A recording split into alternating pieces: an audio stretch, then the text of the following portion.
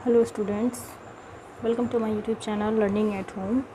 जैसा कि last class में हमने दशमलव के बारे में जाना था और कुछ क्वेश्चंस उसके सॉल्व किए थे, ठीक है। और 2-3 क्वेश्चन और रह गए थे, तो मैंने बोला था नेक्स्ट क्लास में कवर कर लूँगी। तो चलिए देखते हैं। लास्ट क्लास में हमने दशमलव को जोड़ना सीखा था, ठीक है। अब आगे की क्लास में, आज की क्लास में मैं आगे का क्वेश्चन कराती हूँ, जो है क्वेश्चन नंबर 5। जैसा कि यहाँ पे लिखा है क्वेश्चन नंबर 5 जो है कि घटाओ, ठीक है। तो दशमलव में हम घटाना सीखेंगे। तो घटाने का भी प्रोसेस लगभग सेम है जैसा कि नॉर्मल हम साधारण तरीके से जो घटाते हैं, लेकिन बस दशमलव में ये अंतर रहता है कि हमें दशमलव के नीचे दशमलव को मेंटेन करना पड़ता है, ठीक है। दशमलव के नीचे दशमलव हमारा आना चाहिए, ठीक है। बाकी नंबर्स तो हम एडजस्ट कर लेंगे, लेकिन हमारा जो दशमलव है उसके नीचे दशमलव हमारा आना ज़रूरी है, ठीक है। चलिए, तो क्वेश्चन नंबर 5 का देखते हैं। 9.17 और 7.17 इसको हमें घटाना है। तो हम सेम यहाँ से शुरू करेंगे। 7 में से 7 जाएगा हमारा 0, 1 में से 1 जाएगा 0, दशमलव की जगह दशमलव लगा देंगे। अब 9 में से 7 जाएगा 2, ठीक है। हमारा आंसर क्या आ गया? 2.00। ऐसे ही ख में हम सॉल्व करेंगे। 9 में से 9 जाएगा 0, 3 में से 3 जाएगा 0, 6 में से 5 जाएगा 1, फिर आ गया हमारा दशमलव, और 6 में से 4 जाएगा 2, ठीक है। चलिए आगे देखते हैं। क्वेश्चन नंबर 5 का ग सेम। 6 में से 5 जाएगा तो 1, 4 में से 1 जाएगा तो कितना? 3, 4 में से 2 जाएगा 2, और 1 में से 1 जाएगा 0। तो ये आ गया हमारा 2.31, ठीक है। ये हो गया हमारा क्वेश्चन नंबर 5, ओके। चलिए अब क्वेश्चन नंबर 6 पे आते हैं। तो ये है हमारा क्वेश्चन नंबर 6, मैंने लिख के रखा है पहले से, ठीक है।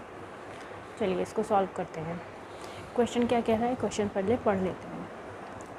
क्वेश्चन में ये लिखा है, प्राथमिक विद्यालय व पूर्व माध्यमिक विद्यालय में बच्चों को दूध पिलाया गया, ठीक है। 2 विद्यालय हैं, एक प्राथमिक विद्यालय है, एक प्राथमिक विद्यालय है और एक पूर्व माध्यमिक विद्यालय है। इसमें बच्चों को दूध पिलाया गया। यदि प्राथमिक विद्यालय में 6.60 लीटर दूध पिलाया गया तथा माध्यमिक विद्यालय में 8.80 लीटर दूध पिलाया गया, तो कुल कितने लीटर दूध पिलाया गया है, ठीक है। ये हमसे क्वेश्चन पूछ रहा है कि हमें टोटल दूध कितना हमारा खर्च हुआ, कितना बच्चों ने पिया दोनों विद्यालयों को मिलाकर, वो हमें बताना है। तो साधारण सी बात है, हमें देख के ही पता चल रहा है, क्वेश्चन को पढ़ के ही पता चल रहा है कि हमें टोटल दूध बताना है। तो हम क्या करेंगे, प्राथमिक विद्यालय में जितना दूध पिलाया गया और पूर्व माध्यमिक विद्यालय में जितना दूध पिलाया गया दोनों को ऐड कर लेंगे, जोड़ लेंगे, तो हमारा टोटल दूध आ जाएगा कि कितने लीटर दूध पिलाया गया है, ठीक है। तो हम सॉल्व करते हैं। प्राथमिक विद्यालय में दूध कितना पिलाया गया? 6.60 लीटर। और माध्यमिक विद्यालय में, पूर्व माध्यमिक,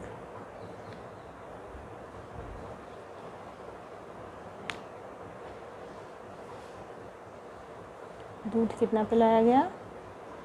8.80 लीटर। कुल दूध पिलाया गया, कुल दूध कितना होगा हमारा? प्राथमिक विद्यालय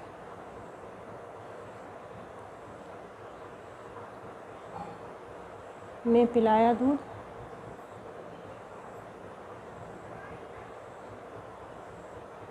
प्लस पूर्व माध्यमिक में पिलाया दूध,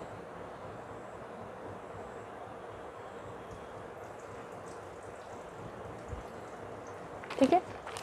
तो प्राथमिक विद्यालय में कितना पिलाया गया? 6.60, और माध्यमिक में,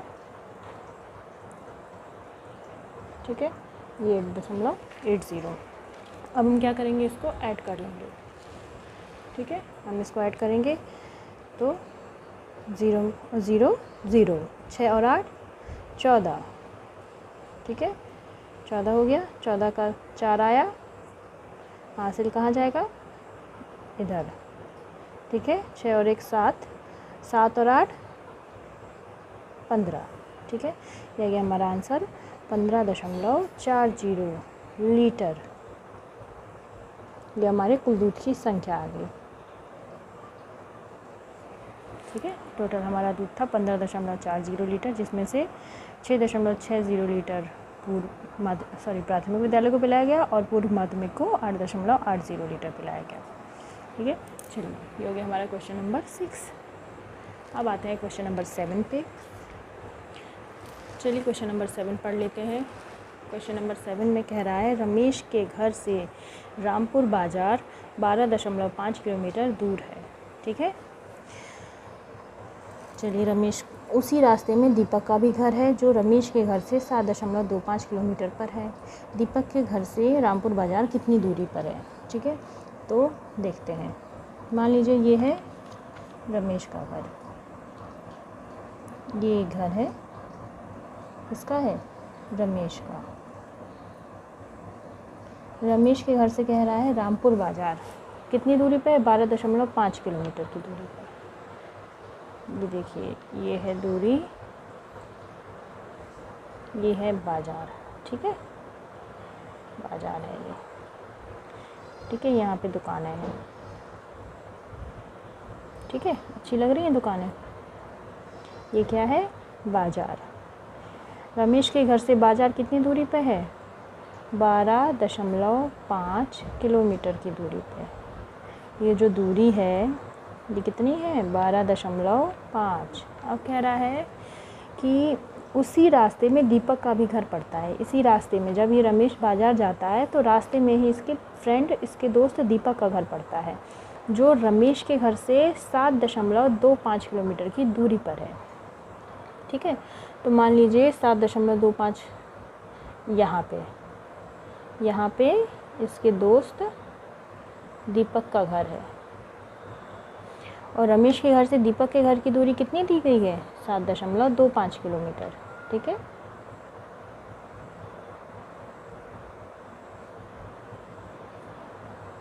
अब हमसे क्या पूछा गया है, पूछा गया है कि दीपक के घर से, यानी कि ये दीपक का घर है, दीपक के घर से बाज़ार की दूरी कितनी है, यानी कि ये दूरी हमसे पूछी गई है। दीपक के घर से बाज़ार कितनी दूरी पर है, ठीक है। तो हम क्या करेंगे, रमेश के का घर जो घर से जो बाज़ार की दूरी है उसमें से रमेश के घर से दीपक के घर की दूरी को घटा देंगे। इतनी दूरी में से इतनी दूरी को हम घटा देंगे तो हमें इतनी दूरी पता चल जाएगी, है ना। चलिए करते हैं हम लोग सॉल्व इसको। सबसे पहले लिख देंगे रमेश के घर से बाज़ार की दूरी कितनी है, 12.5 किलोमीटर। अब और क्या क्या दिया है, रमेश के घर से बाज़ार की दूरी दी, रमेश के घर से दीपक के घर की दूरी गई। तो रमेश के घर से दीपक के घर की दूरी दी गई है। दीपक के घर की दूरी कितनी है, 7.25 किलोमीटर। तो दीपक के घर से बाज़ार की दूरी, दीपक के घर से बाज़ार की दूरी कितनी होगी,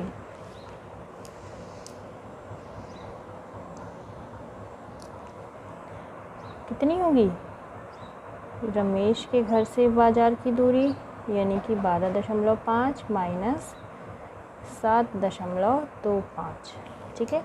ये इसको सॉल्व करना है, ठीक है। मैं इसको अंडरलाइन कर देती हूँ, इसको हम सॉल्व करते हैं, ठीक है। चलिए यहाँ इसको सॉल्व करते हैं। अब मैंने आपको बताया था, देखिए ये है 12.5 में से हमें कितना घटाना है, 7.25। अब देखिए अब 7 कहाँ लिखा जाएगा, यहाँ लिख देंगे तो दशमलव कहाँ आएगा। मैंने क्या बोला था, दशमलव के नीचे दशमलव आना चाहिए। तो हम लोग क्या करेंगे, दशमलव के नीचे दशमलव लिखेंगे। दशमलव के पहले क्या है 7, दशमलव के बाद क्या है 2 और 5। अब हम क्या करेंगे, इसको बैलेंस कर लेंगे। यहाँ यानी यहाँ एक ज़ीरो बना लेंगे और यहाँ एक ज़ीरो बना लेंगे। ठीक है, आया समझ में। दशमलव के नीचे दशमलव आएगा, बाकी संख्याएं हम एज इट इज़ लिख देंगे। ठीक है, चलिए अब हम इसको सॉल्व करेंगे। तो 0 को हम क्या बनाएंगे 10। ठीक है, तो 10 में से 5 जाएगा, हमारा कितना बचेगा 5। ठीक है, अब 10 में से 5 जाएगा, 5 बचेगा। तो हमने 10 तो एक कैरी लिया है, उधार लिया है, तो हम क्या करेंगे 5 को 4 बनाएंगे। तो 4 में से 2 जाएगा, 2 बचेगा। ठीक है, अब इसको 2 को क्या बनाएंगे 12, 12 में से 7 जाएगा 5। ठीक है, और यहाँ पे 0। तो हमारा क्या आएगा 5.25 किलोमीटर दूरी होगी दीपक के घर से बाज़ार की। ठीक है, ये हमारा आ गया आंसर। चलिए ये क्वेश्चन हो गया कंप्लीट। अब ये एक्सरसाइज कंप्लीट हो गई है। ठीक है, आई होप आपको समझ में आएगा वीडियो। अगर मेरा वीडियो अच्छा लगे तो प्लीज़ उसको लाइक करें, शेयर करें, सब्सक्राइब करें और प्लीज़ मुझे सपोर्ट करें। अब मैं नेक्स्ट क्लास में देखती हूँ, कोशिश करूँगी और अच्छे से आपको समझाने की।